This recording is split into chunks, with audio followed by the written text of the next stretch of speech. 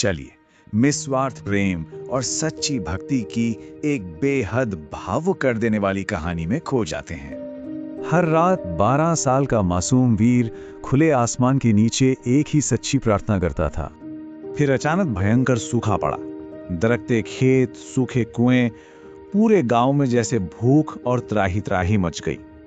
उसी दौरान सिर पर मोरपंख सजे और हाथ में एक छोटी सी बांसुरी लिए एक रहस्यमय बालक दिखा। चेहरे पर एक बहुत ही प्यारी दिव्य मुस्कान लिए उस बालक ने सीधा वीर से दोस्ती मांगी। नाम पूछने पर वो बस इतना मुस्कुराया और बोला कि लोग उसे प्यार से कान्हा कहते हैं। दोनों पक्के दोस्त बन गए। घने जंगल में घूमना, नदी किनारे बैठना और गांव वालों की मदद करना। लेकिन एक शाम दहशत फैल गई जब एक बूढ़ी दादी उस खतरनाक अंधेरे जंगल में कहीं खो गई। बिना डरे हाथ में बस एक मशाल लिए वीर और कान्हा उस डरावने अंधेरे में उन्हें ढूंढने निकले। घंटों की मशक्कत के बाद दोनों दादी को सुरक्षित वापस ले आए। पूरे गांव ने भारी राहत ली। पर अजीब बात थी, जब भी कोई कान्हा को धन्यवाद देना चाहता, वो रहस्यमय बालक अचानक गायब हो जाता। वीर का शक गहरा गया।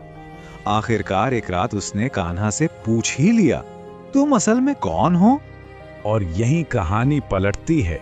कान्हा ने अपनी बांसुरी उठाई और एक बेहद सुकून देने वाली दिव्य धुन छेड़ी। पूरा जंगल चमक उठा, सुगंधित फूलों की बारिश होने लगी और कान्हा के चारों ओर एक सुनहरी रोशनी छा गई। वीर की आंखें फटी रह गईं। उसके ठीक सामने स्वयं भगवान श्री कृष्ण अपने असली दिव्य रूप में खड़े थे।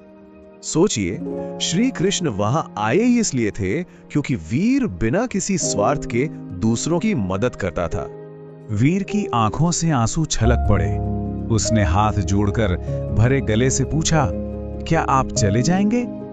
वीर के सिर पर प्यार से हाथ फेरते हुए श्री कृष्ण ने वादा किया, हर भलाई में मैं साथ हूं। धीरे धीरे श्री कृष्ण उस सुनहरी रोशनी में घुल गए।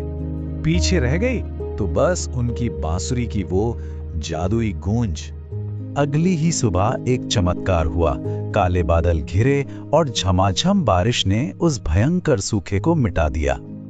दरकती धरती ने उस बारिश को जी भर के पिया और पूरे गांव में फिर से खुशियों की लहर दौड़ गई। वीर ने मुस्कुराते हुए बारिश वाले आसमान को देखा।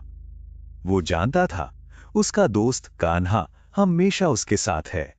तो सबसे बड़ा सवाल, क्या आज भी रोजमर्रा के निस्वार्थ और दयालु कामों में दिव्यता पाई जा सकती है?